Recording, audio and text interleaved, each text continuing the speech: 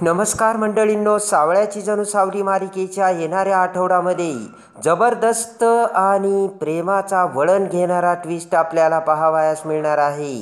आणि आता त्यामध्ये ऐश्वर्याने खेळलेला नवीन डाव ऐश्वर्याच्या चांगलं ठेवून सावलीची मेंदळ्यांच्या घरातून हकालपट्टी करण्यासाठी ऐश्वर्याने भयानक कटकारस्थान करून सावलीच्या चिठ्ठीचा वापर करून ती चिठ्ठी सारंगपर्यंत पोहोचून सावलीला ऐश्वर्या जेव्हा आता घरातून जायला सांगते आणि जेव्हा आता सावली ही मेंदळ्यांच्या घरून आता निघून जाते, त्याच वेळेस मात्र इकडे ऐश्वर्याने तिचा डाव आता सगळ्यांच्या समोर आणून सावलीने लिहिलेली ती चिठ्ठी सगळ्यांच्या समोर दाखवून सावलीचा या घरात येण्याचा काय हेतू होता हे सिद्ध करण्याचा ऐश्वर्या प्रयत्न करत असताना सारंग आता ऐश्वर्याचे कटकारस्थान आता कसे तिलोत्तमासमोर आणतो आणि ऐश्वर्याची लायकी आणि ऐश्वर्याला जन्माची अद्दल घडवून सावलीच्या वाटे जाणाऱ्या ऐश्वर्याच्या ताड ताड आता झिंजा उपटत सारंग धारदार शब्दांनी ऐश्वर्याचा कसा माज उतरवतो आणि पुन्हा सावलीचा हात धरून सारंग आता कसे सावलीला मेंदळ्यांच्या घरी घेऊन येत सावलीला कसा मेंदळ्यांच्या घरच्या सुनेचा मान देतो, हे सगळं आता आपण या व्हिडिओमध्ये बघूयात. त्यामध्ये आता सावली ही सारंगसोबत बोलत नसते, पण आता सारंग हा सावलीला काहीही करून बोलकं करायला भाग पाडत असतो आणि त्यासाठी प्रयत्न करत असतो. भैरवीने सावलीला सांगून ठेवलेलं असतं, काही जरी झालं तरी तू सारंगसोबत बोलायची नाहीस म्हणून. पण आता मात्र भैरवी आणि सावली यांच्यामध्ये जे बोलणं चालू असतं, सारंग आता ते सगळं बोलणं ऐकतो आणि भैरवी सावलीसोबत काय बोलत होती हे सत्य आणि कोडं मात्र सारंगला उलगडलेलं नसतं. त्यानंतर आता तिलोत्तमाने राजच्या कानाखाली मारल्यामुळे तिलोत्तमाचा अजूनही राजवर तसाच राग कायम असतो आणि त्यासाठी आता राज हा कसा करून आईचा राग घालवायचा याचा विचार करत असतो.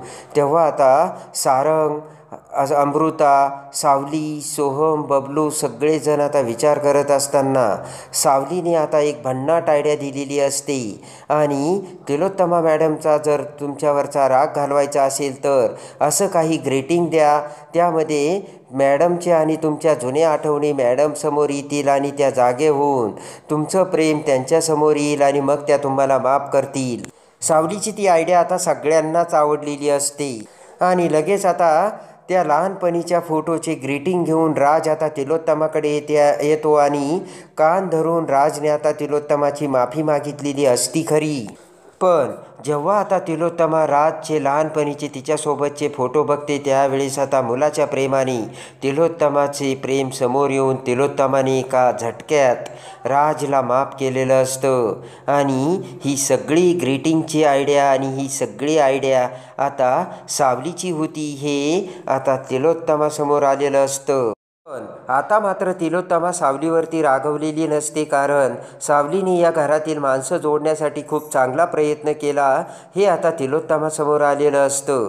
इकडे मात्र ऐश्वर्याला तिलोत्तमाने आता सावलीची बाजू घेतली त्यामुळे अजूनच राग आलेला असतो आणि या घरातील आता सावलीचा हा वाढता प्रभाव जर थांबवायचा असेल तर आपल्याला या घरातून आता सावलीची हकालपट्टी करायलाच हवी असे आता ऐश्वर्याच्या लक्षात आलेले असते.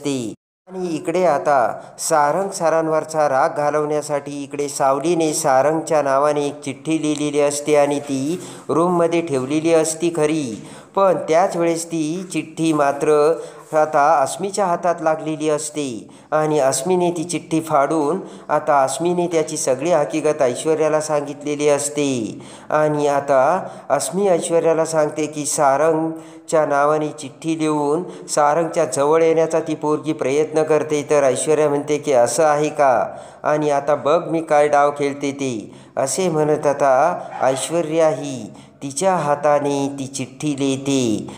त्यामध्ये ऐश्वर्याने लिहिलेलं असते की मी सावली एकनाथ भागवत तुमची मी आजपर्यंत फसवणूक करत आलेली आहे आणि जगन्नाथ आणि मी तुमच्या घराला उद्ध्वस्त करण्यासाठी खूप दिवसापासून प्लान करून या घरात आली होती आणि आता मी या घरातून निघून जात आहे, असे आता त्या चिठ्ठीमध्ये ऐश्वर्याने लिहिलेले असते. आणि ती चिठ्ठी आता गुपचूप आता ऐश्वर्याने सारंगच्या त्या बेडरूममध्ये ठेवलेली असते. आणि त्यानंतर आता ऐश्वर्या ही सावलीकडे येते आणि सावलीला आता ऐश्वर्याने सांगितलेलं असतं की आत्ताच्या आत्ता तू या घरातून निघून जायचंस.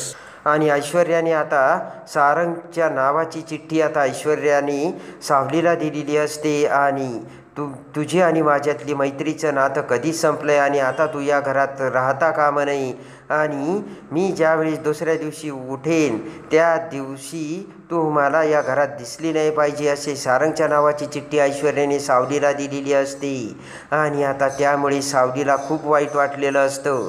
आपण सारंग सरांसोबत बोलत नव्हतो, त्यामुळे सारंग सरांनी आपल्याला एवढी चिठ्ठी दिली आणि आता आपलं या घरात राहून काहीच उपयोग नाही हे लक्षात येऊन सावली तिची पिशवी घेऊन आता सारंगच्या बेडरूममध्ये येऊन सारंगच्या पाया पडून खाली आता घराच्या पाया पडून तुळशी मातीच्या पाया पडून सावलीने अखेर त्या घराचा निरोप घेतलेला असतो आणि सावलीने मेंढरांचे घर सोडलेले असते. इकडे आता सावली ही रस्त्याने जात असते तर दुसऱ्या दिवशी सारंग आता बेडरूममधून उठताच आता सारंगच्या हातात ती चिठ्ठी येते आणि पटकन ती चिठ्ठी वाचता सारंग हा खाली येतो आणि सगळेजण आता तिथे जमलेले असतात. तर आता सगळेजण सारंगकडे बघू लागतात. तर आता ऐश्वर्या म्हणते की कसली चिठ्ठी आहे सारंग आणि काय लिहिलंय.